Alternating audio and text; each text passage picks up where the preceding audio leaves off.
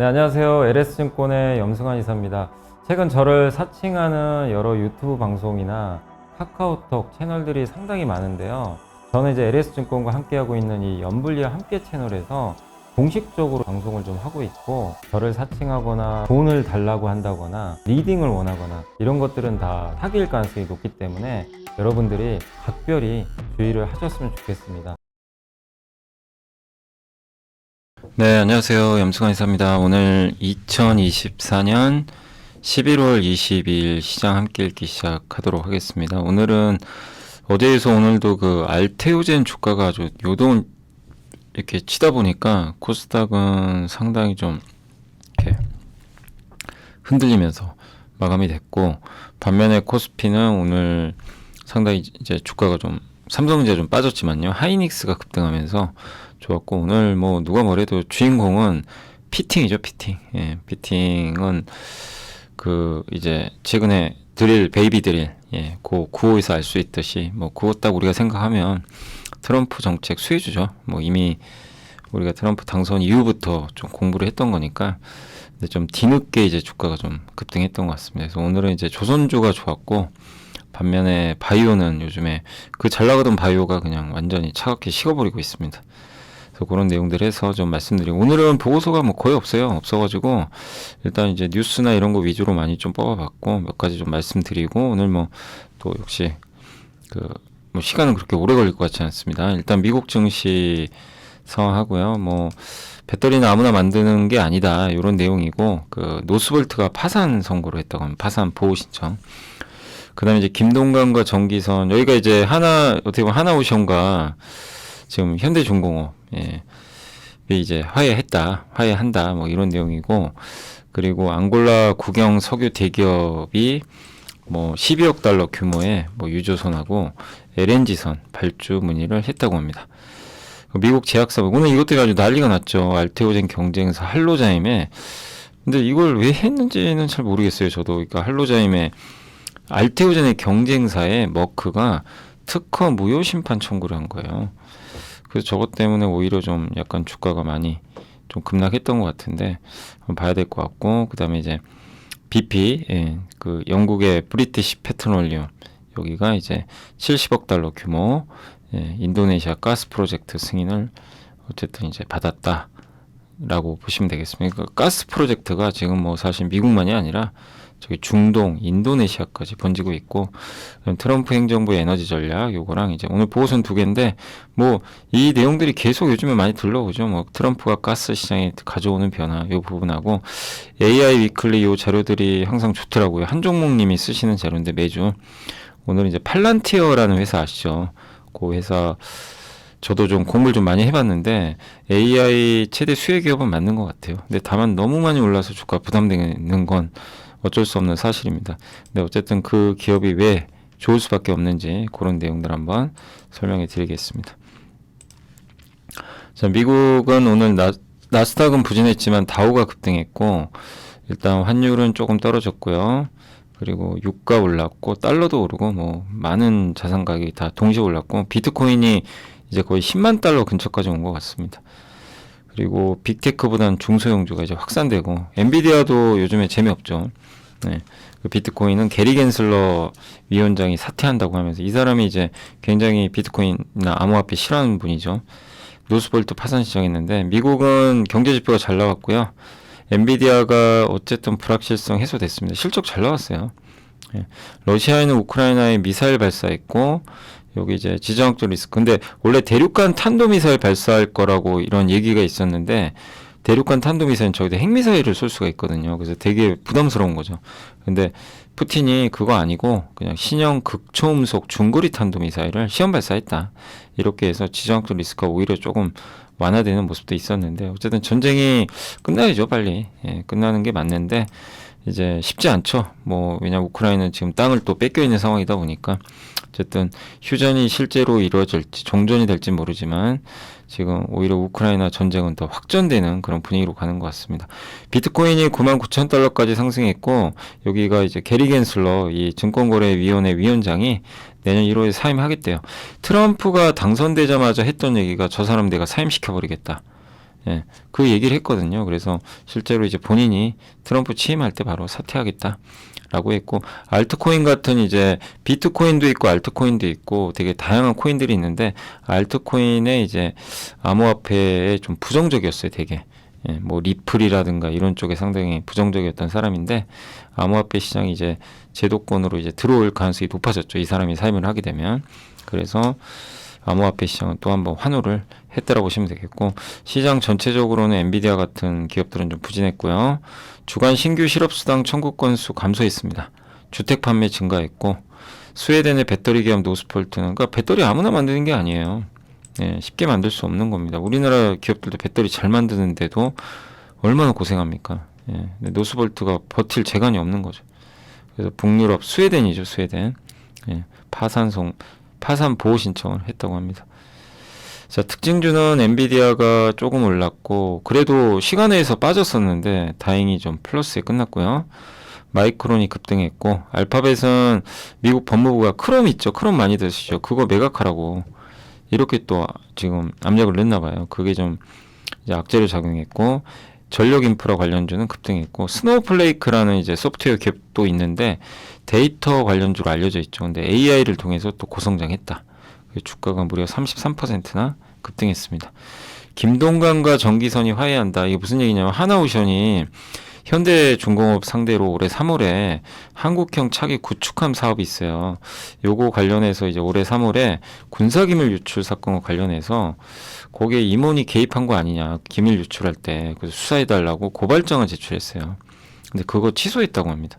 그러니까 화해하겠다는 거죠, 어떻게 보면. 그리고 공교롭게 오늘 일본이 캐나다 잠수함 사업을 포기했대요. 그래서 이 캐나다 지금 요 잠수함 사업 CPSP는 캐나다 왕립 해군이 현재 보유하고 있는 디젤 전기 추진 방식의 옛날 재래식 잠수함이 아니라 현대식 잠수함으로 3,000톤급, 우리나라로 따지면 이제 장보고함, 예, 요 신형 잠수함으로 12척을 교체하는 거예요. 이게 무려 70조예요. 그래서 일본과 한국, 뭐 여기 독일이 참여했는데, 한일전이에요, 사실상. 2파전인데 일본이 포기했다라는 기사가 나왔습니다. 그래서 하나오션이나 아니면 현대중공업이 될 가능성이 좀 높아지지 않았나 이렇게 보고 있고, 아까 보여드린 대로 앙골라에서 LNG섬 발주, 이건 뭐 우리나라한테 좀 발주할지 모릅니다, 그거는. 근데 어쨌든 LNG 하면 한국이니까 발주 가능성이 있고, 제약사 먹고 오늘 이것 때문에 아주 난리가 났는데, 저도 이게 정확한 내용은 잘 몰라요. 근데 이제 워낙 복잡하다 보니까. 근데 이겁니다. 그 알테오젠이 갖고 있는 게 피하 주사 아시죠? 그러니까 정맥 주사 말고 혈관에 놓는 게 아니라 뭐 복부나 피하, 이 피부층에 주사를 놓으면요 5분만 맞아도 돼요. 항암제로 5분만 맞아요. 근데 정맥 주사는 막 몇 시간 맞아야 돼서 정말 힘들고 반드시 대형 병원 가야 되는데, 여긴 동네 병원도 가능해요. 그래서 편하죠. 그래서 제약사 머크가 자기네 그 키트루다 거기다가 알테오젠의 그 기술을 넣어버린 거예요. 그래서 이번에 임상을 했는데 결과가 기존의 정맥 주사랑 똑같이 나왔다고 합니다. 그래서 이제 그걸 가지고 이제 본격적으로 이제 상업화를 해서 FDA 승인이 이제 받을 수 있으니까 하겠다는 건데, 근데 알테오젠의 기술과 이제 비슷한 기술을 이제 할로자임이 또 갖고 있어요. 그래서 할로자임도 이제 관련된 뭐 특허들을 갖고 있겠죠. 그 둘이 이제 경쟁이라고 보시면 돼요, 할로자임과 알테오젠이. 근데 근데 어제 골드만삭스가 보고서를 썼는데, 이 머크의 요 기술이 아마 할로자임의 특허를 침해할 수도 있다라는 그런 내용이 들어가 있었나 봐요. 그러다 보니까 이제 어제부터 뭐 특허 침해니 뭐니 막 이래가지고 주가가 막 박살이 나고, 어제 장중에 또 대주주가 매수를 하면서 분위기가 바뀌어 버렸죠. 그래서 막 아주 오르락내리락 하고 있는데 오늘은 무너져 버렸어요. 왜냐하면 머크가 이 할로자임에 특허 무효 심판을 청구했대요. 근데 이게 뭐냐면 MDASE라는 플랫폼을 요거 이제 무효다 이렇게 걸어버린 것 같아요. 요게 이제 포괄적 특허거든요. 할로자임이 세계 최초로 개발한 뭐 특허라고 하는데, 정맥 주사를 이 피하 주사로 바꿔주는 인엔즈 물질의 특허. 이게 2032년까지 특허가 있어요. 근데 할로자임이 특허 만료 시점이 또 다가오면 자기네 이제 특허가 풀릴 거 아니에요. 그래서 그걸 방어하려고 MDASE라는 제2의 특허 플랫폼 전략을 또 내세웠다고 합니다. 근데 할로자임에 따르면 MDASE 포트폴리오는 2032년까지 미국의 국가, 미국에서는 2034년까지 독점 권리가 보장돼 있다고 합니다. 근데 업계에서는 알테오젠의 요 SC 변경 플랫폼, 이제 알테오젠의 플랫폼은 이름이 알트 비포거든요. 예. 그래서 요거에 대해서 할로자임이 특허 취재 소송할 수도 있잖아요. 그죠? 너네 왜 우리 거랑 비슷한 거에? 이럴 수도 있는 거기 때문에, 그러니까 알테오젠을 할로자임이 공격할 수도 있잖아요. 근데 아직 한 건 아니에요. 할 수도 있다고 지금 업계에서는, 어제 골드만삭스가 이제 그런 보고서가 있었거든요. 그래서 머크는 알테오젠과 지금 손잡고 이걸 하고 있는데, 그러면 머크도 타격을 받을 수 있잖아요. 그래서 선제적으로 반대편 이제 할로자임에 특허를 걸어버린 거예요, 소송을. 그렇게 보시면 되겠습니다. 그래서 이게 아마 신청이 받아들여지면 1년 이내에 심판을 끝내야 된대요. 그래서 훨씬 빠르게 이제 결론이 나는데, 근데 그러다 보니까 이 시장에서는 이게 뭐 큰 악재는 아닌 것 같거든요. 근데 일단 시장은, 왜냐하면 저 할로자임이 건 게 아니잖아요. 근데 일단 이제 불확실해진 거죠. 만약에 이제 1년 후에 결과가 나올 텐데, 만약에 머크가 건 그 소송이 져버리면 알테오젠한테도 당연히 부담이 될 수밖에 없겠죠. 그러다 보니까 이 불확실성 싫어하잖아요. 1년 후에 어떤 결론 나올지도 모르는 거고. 예. 근데 어쨌든 머크 입장에서는 사전적으로 할로자임이 먼저 이렇게 하는 것보다는 이제 저 할로자임의 특허가 무효다. 예. 그래서 그걸 청구했는데 결과는 알 수가 없어요. 근데 어쨌든 불확실성이 이제 시작이 돼버린 거죠. 그래서 아마 주가가 흔들렸던 것 같아요. 근데 할로자임과 알테오젠은 만드는 방법도 다르고 각각 다른 기술이라고 알려져 있는데, 갑자기 지금 골드만삭스 어제부터 보고서 나오면서 이게 분위기가 이상해지고 있어요, 지금. 그리고 머크도, 그러니까 시장은 이거죠. 머크가 불안한 거 아닌가? 머크가 왜 굳이 저러지? 혹시 할로자임이 저 특허 이거 침해했다고 그러니까 할로자임이 특허 침해했다고 또 이렇게 소송 걸 수도 있으니까 그걸 또 되게 부담스러워하는 건가? 예. 그러니까 먼저 선제적으로 지금 어쨌든 하긴 했잖아요. 그러니까 이게 뭐 불확실성이 계속 증폭되면서 지금 아무튼 분위기가 안 좋아져 버렸어요, 오히려. 그래서 이게 이 정도까지 빠른 악재는 아닌 것 같은데, 그래서 좀 지금 그 잘 나가던 알테오젠의 주가가 일단 급격히 무너지고 있습니다. 그래서 좀 상황은 더 지켜봐야 되겠고, 다음 주에 아마 많은 리포트나 또 내용들이 나오면 또 한 번 더 업데이트 해드리겠습니다. 그리고 이제 영국의 브리티시 BP라는 이제 아주 글로벌 오일 메이저가 인도의 가스 프로젝트 70억 달러 정도니까 9조 원 되겠죠. 9조 정도 되겠네요. 그래서 가스 프로젝트에 청신을 보냈고, 여기서 생산할 때 탄소 나오니까 탄소 포집도 한다고 합니다. 그래서 이 프로젝트는 2009년부터 일본과 중국 등 아시아 국가로 LNG를 운송하는 LNG 프로젝트가 있거든요. 그 추가 개발하는 거래요. 근데 BP가 이 지분 40% 갖고 있다고 합니다. 그래서 이 프로젝트는 유전 개발해서 LNG 시설에 공급하는 걸 목표로 하고 있고, 이는 BP의 첫 번째 탄소 포집. 그러니까 기본적으로 이제는 심해에서 유전 개발이나 가스 개발할 때 그 탄소 포집을 하겠다라고 좀 보시면 되겠습니다. 그리고 LNG를 쓰는 이유는 어쨌든 탄소 배출은 하더라도 석탄보다 깨끗하잖아요. 네. 그래서 하는 거죠. 2040년까지 쉘은 전 세계 LNG 수요가 50%나 급증할 걸로 예상을 하고 있는 것 같습니다. 인도네시아는 천연가스를 영하 162도로 냉각해서 액한 LNG 주요 수출국이에요. 예.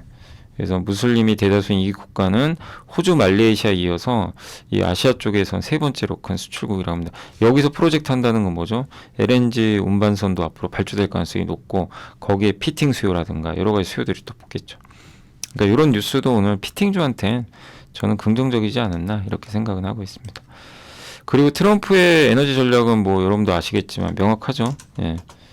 일단 화석연료 많이 생산해서 에너지 가격 낮추자. 그래서 더그 버검, 에너지 차르로 유명한 사람을 내무부 장관에 임명했다고 합니다. 예. 연방 토지를 석유 및 가스 채굴 이거 개방하는데 에너지 규제 완화할 권한이 있거든요. 그러니까 트럼프 하겠다는 거예요. 에너지 많이 생산해서. 예.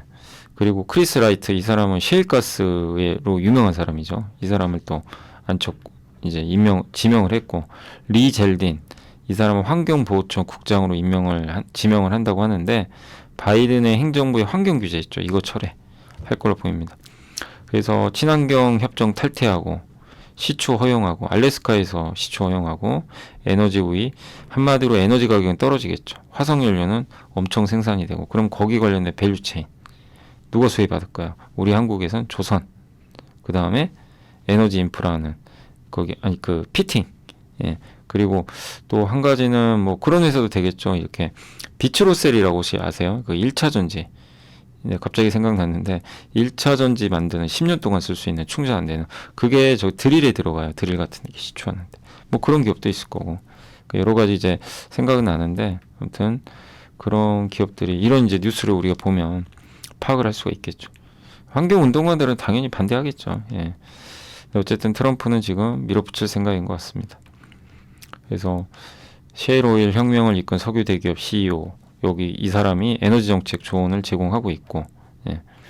그래서 독립 에너지 기업이나 중소 석유 회사들도 수혜를 받을 거다.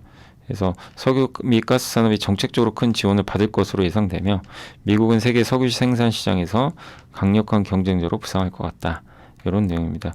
그러나 환경에는 좀 문제가 생길 것 같고 글로벌 에너지 시장은 이제 오펙의 영향력이 떨어지겠죠. 예, 미국이 저렇게 생산을 많이 하면 오펙이 거기다가 며칠 전에 기억나세요? 그 심해에서 유전 개발 많이 한다. 그것도 오펙의 영향력을 떨어뜨리는 거예요. 바다에서 원유 캐는데. 예, 그래서 이런 일들이 지금 트럼프 시기에 굉장히 커질 수 있어서 하나의 큰 르네상스가 좀 오고 있다라고 보시면 되겠습니다. 그래서 LNG 생산 증가도 허용할 예상이고 이러면 유럽이나 아시아 쪽으로도 LNG 수출이 늘어나겠죠. 그 현대차 CEO가 일론 머스크가 트럼프와 매우 가깝다는 사실은 그러니까 일론 머스크가 트럼프와 매우 가깝잖아요. 전기 자동차에 나쁘지 않고 좋은 일이라 생각한다. 그런 발언을 또 했다고 합니다. 예. 그래서 어느 분이 좀 이거 올려주신 거를 그냥 요것만 제가 발제해서 왔는데 모르죠. 뭐 이게 좋은지 나쁜지는. 근데 전기차에 좋은 거는 아직은 아니죠. 왜냐하면 전기차의 보조금을 폐지한다고 말을 했기 때문에 전기차에 좋다고 할 수는 없어요. 엄밀히 말하면. 예, 근데 일론 머스크가 트럼프랑 가깝기 때문에 전기차를 그냥 무조건 나쁘게 보고 전기차를 못하게 하고 막 그러지는 않는다는 거죠. 예. 그러니까 전기차 우대 정책까지도 하지는 않겠지만 전기차를 막 극도로 막 피해를 주는 그런 정책을 펼칠 가능성은 높지는 않습니다. 그냥 중립 정도로 보는 게 맞지 않나. 그리고 26년에 자율주행 택시 나오니까 그러면 그건 다 전기차거든요. 전기차가 트럼프는 언젠가는 끝나요. 예, 언제 4년행 임기가 끝나니까 전기차 시대는 결국 온다. 다만 시간이 좀 걸릴 수는 있다라고 보시면 되겠습니다.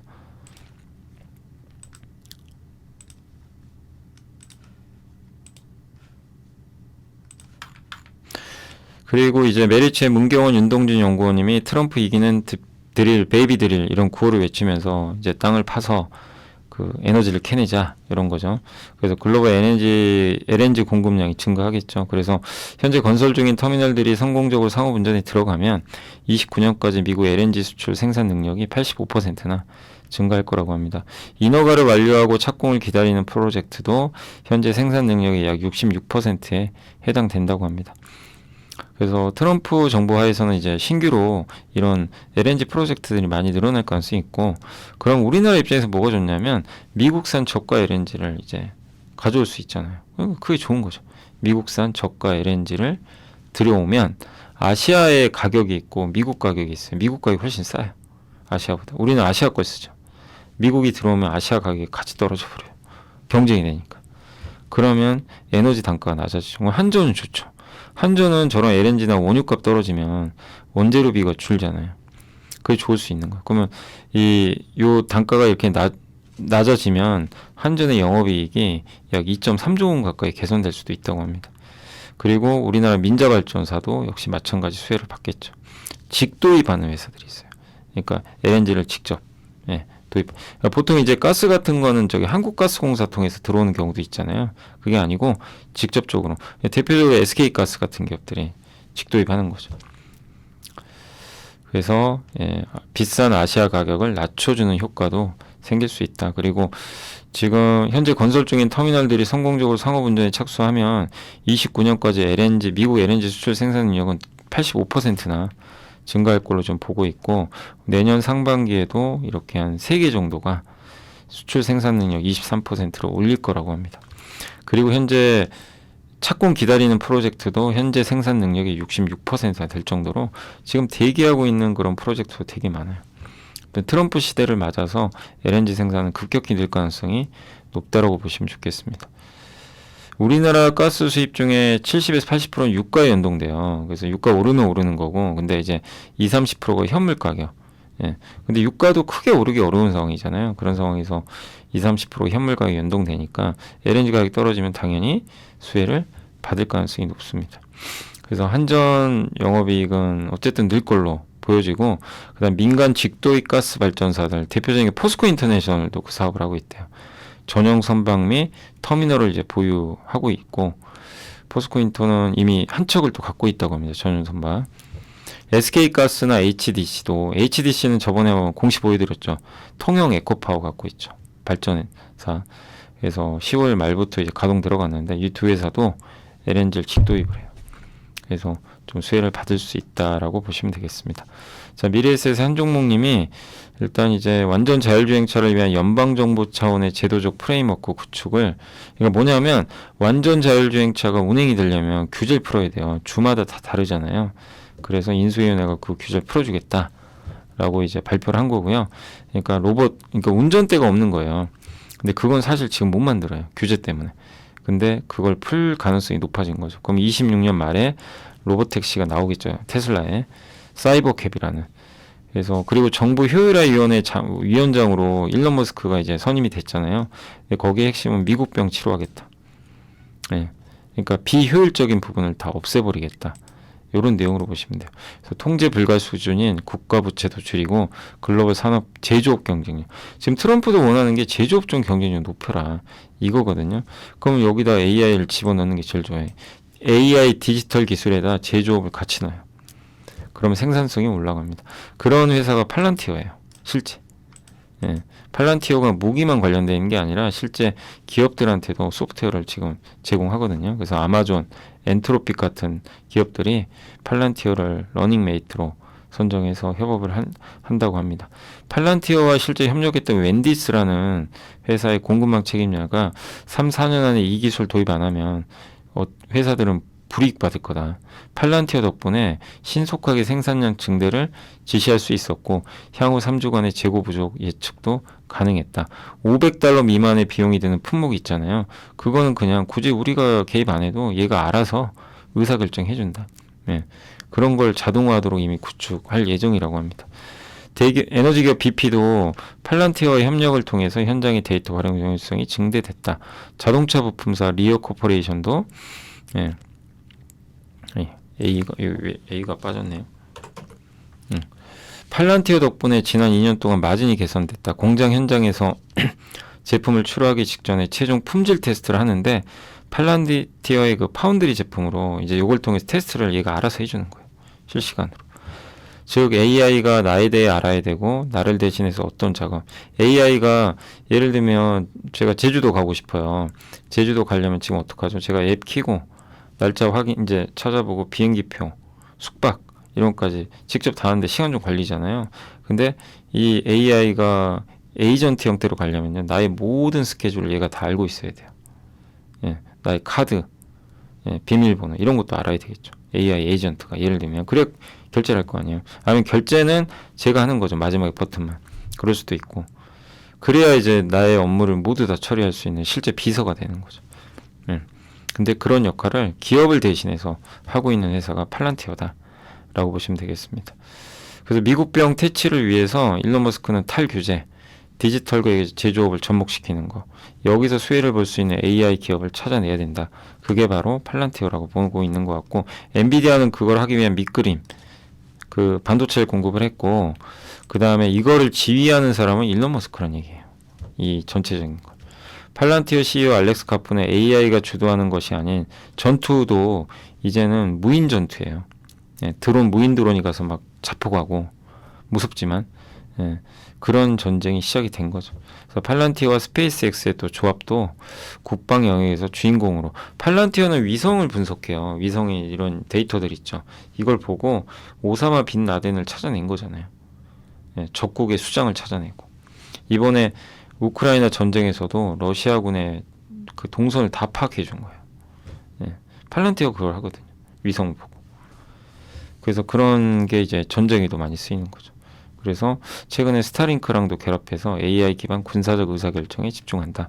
이런 내용도 있습니다. 그래서 이런 걸 본다면 결국 지금 팔란티어가 이렇게 그리는 그림이 지금 미국이 추구하는, 그러니까 트럼프가 원하는 건 미국의 제조업 경쟁력 증가. 근데 너무 비용 많이 들고 생산성이 떨어지면 안 되죠. 그거를 비용 줄이고 하는 적임자로 일론 머스크를 선임을 했고, 그럼 이 일론 머스크는 그 위원장으로서 그걸 업무를 해내야 되거든요. 그래서 각종 규제 완화하고. 근데 그런 걸 또 도와주는 업체가 팔란티르라는 회사가 있어요. 예. 그러니까 팔란티르는 여러분이 어떤 뭐가 만약에 뭐 고객센터 같은데 전화를 해요. 전화를 해가지고 뭐 내가 지금 어떤 게 필요하다 이렇게 문의를 하면 이제 고객센터 이제 거기 직원분하고 계속 통화를 해서 이제 서로 맞춰가는 거잖아요. 그래서 문제점이 뭐고 하는데, 얘는 뭐냐면 그냥 이제 내가 나라고 밝히지도 않아요. 그냥 딱 예를 들면 전화를 해요. 뭐 아니면 채팅을 하던가 해가지고 나 지금 요런 게 불편하다 이렇게 딱 한마디만 하면요, 그냥 알아서 처음부터 A부터 Z까지 얘가 다 찾아요. 누구고 뭐가 불편한 그 내용을 확인하고 거기에 맞는 제품을 몇 개 딱 추려서 추천하고, 이게 그러면 뭐 어떤 물건을 설치하고 싶은 날짜가 있을 거 아니에요. 저희가 봤을 때는 이날이 괜찮은데 요거까지 다 그냥 한 번에 다 제시를 해줘요. 그러면 나는 선택만 하면 돼요. 예. 그러니까 어떻게 보면 굉장히 시스템이 잘 돼 있는 거죠. 그걸 AI가 다 대체하는 거예요. 예. 그런 기술들을 갖고 있는 회사가 또 무기만 있는 게 아니라 팔란티어라고 보시면 되겠습니다. 정말 대단한 기업은 맞고, 다만 저도 이제 이 기업을 올해 공부를 좀 많이 했었거든요. 했는데 지금 뭐 주가가 그냥 저 멀리 저 우주로 날아가 버렸어요. 그래서 투자하시긴 너무 어려우실 것 같고, 다만 뭐 언제든지 나중에 혹시 주가가 폭락하는 일이 생기면 그때 한번 또 관심을 가져보시는 것도 좋을 것 같습니다.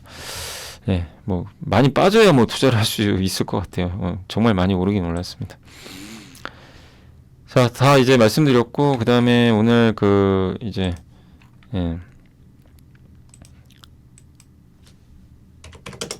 요거, 공시. 어제 이제 내부자 매수는 SNS 때 정성훈 회장이 어제 정성훈 전무, 아마 부자 관계 아닌가 싶긴 한데, 이렇게 1억, 합쳐서 한 2억 이상 샀고요. 백산이 그 합성피어가 아시죠? 그 신발. 주로 나이키 납품하네. VIP 자산운용이 요새 갑자기 지분 5% 막 신고를 하죠. 저번에 기억나세요? HDC? 그리고 솔루엠도 VIP 자산운용이 지분 취득 신고했는데, 어제는 이제 백산. 이렇게 했습니다. 그리고 어제 알테오젠이 여기 형인후의 특수관계인 여기 두 분이 62,000주를 32만 7천에 샀어요. 계산해보면 200억이 넘어요.